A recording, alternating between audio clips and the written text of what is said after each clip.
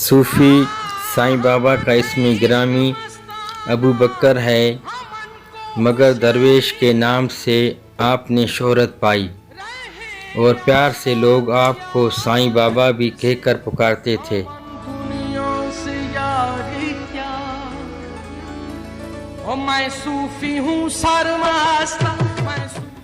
आपका ताल्लुक़ तरीक़त में सिलसिला कादरिया कलंदरिया से था। नस्बी हवाले से आपका ताल्लुक़ अंगारिया कबीले से था।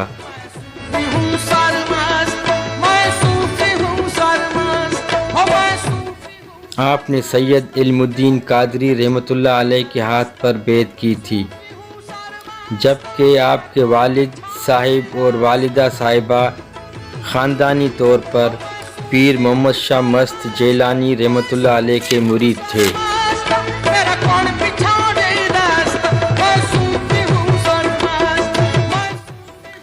आप कराची में फ़िशरीज़ के कारोबार से मुंसलिक थे। आपका आबाई गांव मोज़ा कुक है, जबकि आप कारोबार के गर्ज से बगदादी कराची में रिहाइश पजीर थे। आपकी तारीख़ पैदाइश 1949 है।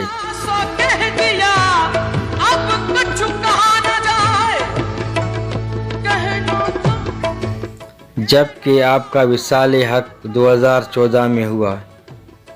आपने 65 साल की उम्र पाई। आपका रोज़ा मुबारक आबाई इलाके कुक में है।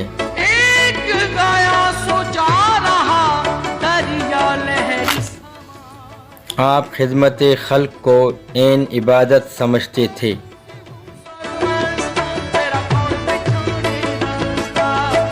अल्हम्दुलिल्लाह असांजो साईं बाबा दरवेश साहब कराची में जो कारोबार होंदो वो हिते रिश्ते के लिहाज से पहचान थे कुछ आयो।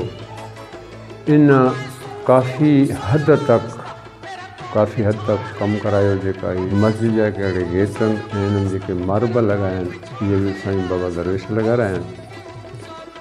ये तमाम फिलाई कम करण ला बिल्कुल तेज़ हो, रुगो न तक हर आला हुजे या अदना हुजे हुन ला सब बराबर हुआ। और हर महीने ॾेढम को कंहिंजा कम थींदा हुआ या सो अला बहितर ॼाणे तो उनजा मुरीद छो कंदा हुआ। तक़रीबन कमो बेश तक़रीबन 100 जे लॻभॻि उन उठ ख़ैरात कया। जेका हिन जी उठ जे हिकिड़े जी हिन वक़्तु लागत आहे 1.5 लख खां पौणा 2 लख तक बि आहे। इहे ख़ैरातियूं कंदो हो। इन सी गॾु कई बेवाऊं जिन जा जेज़ ॾेई पैसा ॾेई हुन घर खां मतिलबु रुख़सती करायूं। अहिड़ा बि हिकिड़ा माण्हू नादार कमज़ोर हूंदा हुआ जेके अॼु ताणी बि त हुनखे वसत कोन हुई कि पंहिंजूं घर इमारतूं ठाहिनि। छिला के असल ज़माने खां झुगियूं हूंदियूं काठियुनि जो उन दिमाग़ खाई छॾींदी हुई त उहो काठियूं किरी वेंदियूं त पोइ वरी वीचारा परेशान के वाह या मीएम सीएम अहिड़ा केतिरा माण्हू आहिनि कि हिते के मतिलबु हालांकि ॿिए इलाइक़े में जीअं लाखड़ो है ओडकी है उन जगह ते भी हुन काफ़ी हद तक घर बनारा ॾिना। पोइ जिन जो साहिब माल हुआ इन इहो चयईं कि अगरि अवी दीवारियूं जा तव्हां छिटियुनि जो सामान आउं वठी ॾियां। काफ़ी माण्हू आहिनि उन दीवारियूं खणी पंहिंजी मदद पाण बनाई तुन जा छिटियुनि जा सामान साईं बाबा दरवेश वठी ॾियां। जॾहिं हूंदो त असीं त हेतिरे कंहिं बि कम लाइ मस्जिद जे कम लाइ या खूंहर जे कम लाइ या हैंड पंप लॻाइण लाइ को असां लाइ मसइलो ई कोन हो।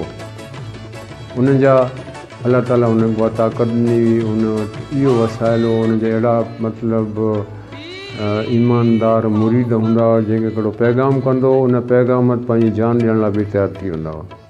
अगरि उन जी हक़ीक़तनि जेतिरी बि सिफ़ारिश कई वञे उहा कामिल। अल्लाह उन मग़फ़िरत करे, अल्लाह उनखे जन्नत नसीब करे। इन सदके असांजी बि अल्लाह ताला आसानी फरमाए।